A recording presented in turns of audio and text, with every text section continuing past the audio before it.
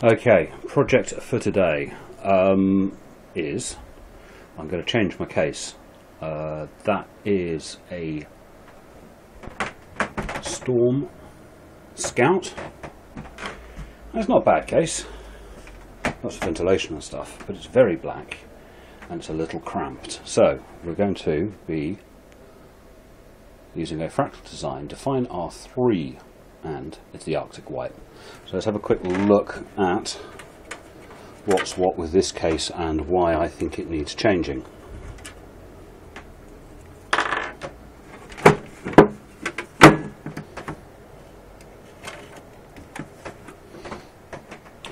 Okay, as you can see, it's all a wee bit tight in there. It's also a bit loud, but if you look, these are 6/8/70s, and there's no bloody room. I can't put anything bigger in without cutting away all this metalwork and half of this frame, so I'm stuffed on that. The other thing is, she's a bit loud as well. The fan, which you can't see, which is up in the roof, is loud. And what was I was looking on the internet at replacing all the fans inside the case with some nice nocturnal ones, only to discover that it would cost so much money. I would have to, well, it's cheaper just to buy a case that does work. So let's let a quick line of what's in there. The motherboard, buried in there somewhere, is an Asus Crosshair 4 formula. The CPU is an AMD 1090T. You can't see it because it's under the D14, but there's 4 sticks of RAM making 8 gig, and of course whopping great big D14 on the top, and the power supply is a Corsair HX750. It's almost completely modular. Unfortunately, it's not completely modular.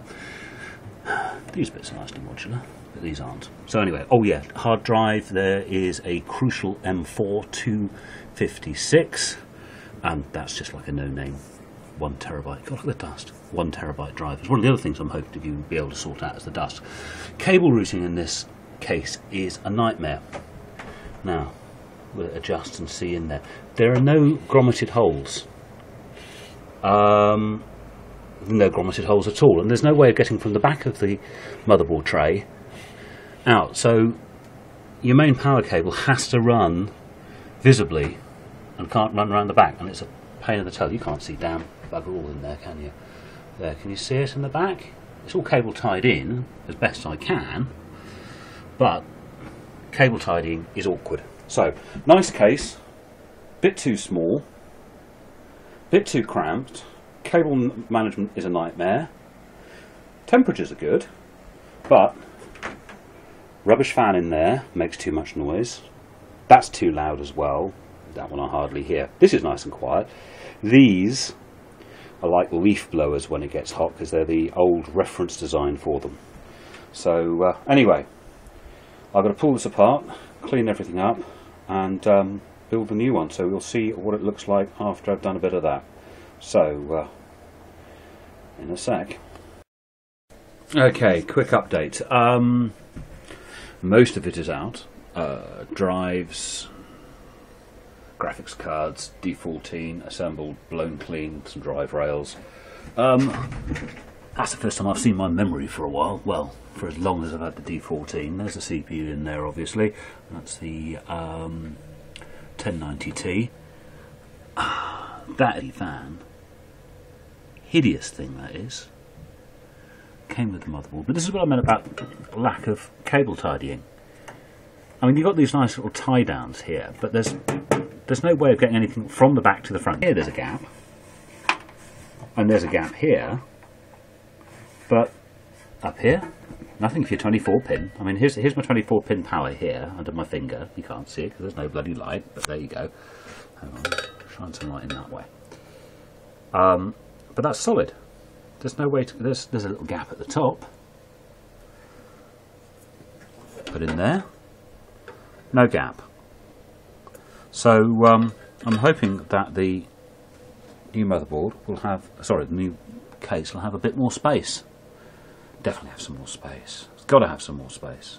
This is all a bit too cramped. Anyway, motherboard's got to come out before I can get the power supply out, because 8-pin is up there and tucked in. Actually, I probably could get it out, but I know I had to screw the motherboard down to get that in, or release it to get it in, so I'm going to get it out. So I'm going to take the motherboard out, which will release that, then she can come out, but otherwise pretty much free so far. See you in a bit.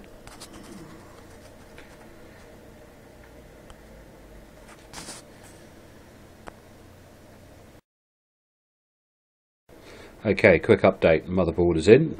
Just finished screwing in the heatsink. Power supply, it's facing down. I had wanted it facing up, but there you go. I don't know if you can see the fan controller in here.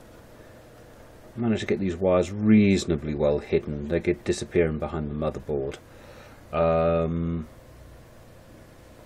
These grommets I'm going to have to keep clear for the PCI, but having to use the gaps because they don't line up with anything else. 8-pin up there, can't see a damn thing. Anyway, that comes in through the cutout. Fitted a cheap fan at the front because that's all I had. I'll be fitting a proper fan later. But yeah, that's how we're doing so far.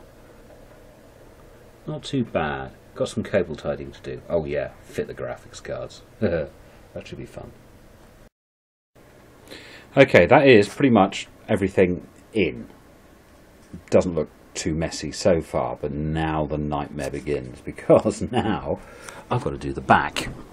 Ugh, get my fingers out of the way of the blooming camera, because the back is a chuffing mess. That is going to take me a good half hour or so to get that sorted, and well, yeah, good luck. Okay, she is pretty much done, as much as I'm going to do at the moment anyway.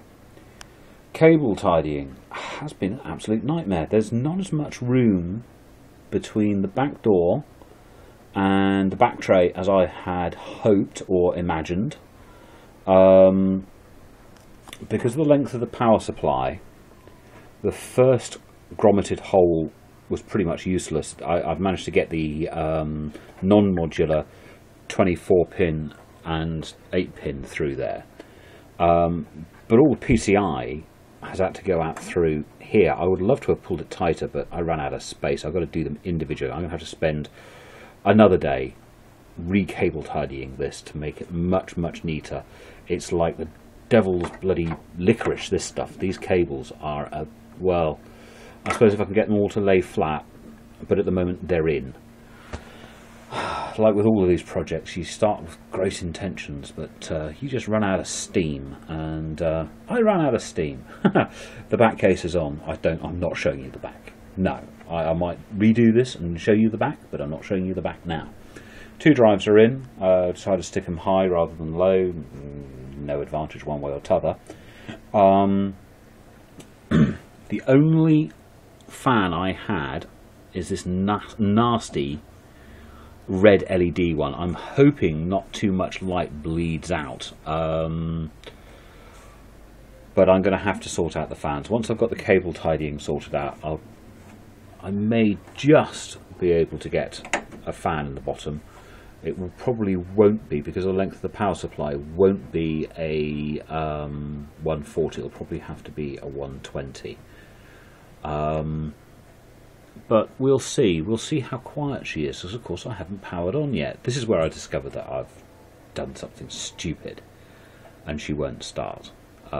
Fingers crossed, eh? Hopefully, after I've plugged everything in, you can see that with the 2 graphics cards in, power supply, and little things like I ran out of black screws. I need to replace those 2 chrome screws with black ones.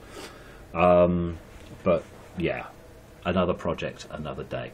Front headers, I've got no onboard USB 3, so if I want USB 3 on the front, I'm going to have to use the back, so I'm just going to use the back.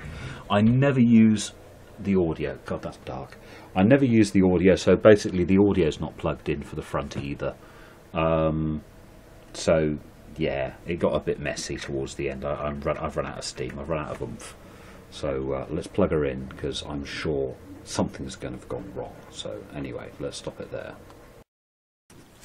Right, she's up, she's running. Let's turn some extra lights on. That's better. Okay, she's up and she's running. Remove the overclock, so she's running standard at the moment, and also the Noctua fans are on the heatsink on the D14 are running at 12 volt, so I've taken out the speed reducers. They're going back in later. I want to cook the thermal paste in, because I think I used loads. But there she is. She's reasonably quiet. She ain't silent, that's a certain. Those graphics cards, probably part of the problem. Also, as I say, running the D14 at max power, not shifting much air. Actually, I've got that turned down. Give me a second. Let's reach in here, find the twiddly knob. I'm showing you all sorts of rubbish.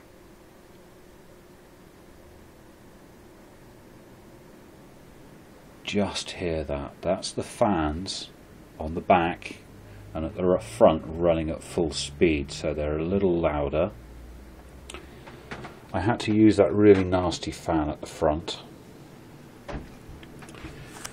See just a little bit of red light bleeding through, but that fan will get replaced. It's nasty, it's red. This build, I want those nice white ones, but there you go. That's fans on maximum. She is a lot quieter than she used to be in this nice new case, but I've got to see how temperatures go before I know whether or not I can put the fan reducers back on the D14, and whether or not I'll need extra fans. I haven't used the side and I haven't used the tops. So the side is still blanked off, the tops are still blanked off. We have two fans at the front. Obviously there's an opening at the bottom, but there's no air coming in. And there's the fan at the back. This is running at maximum. I keep quiet and I find where the knob is. That's turning it down. You can't hear the case fans now.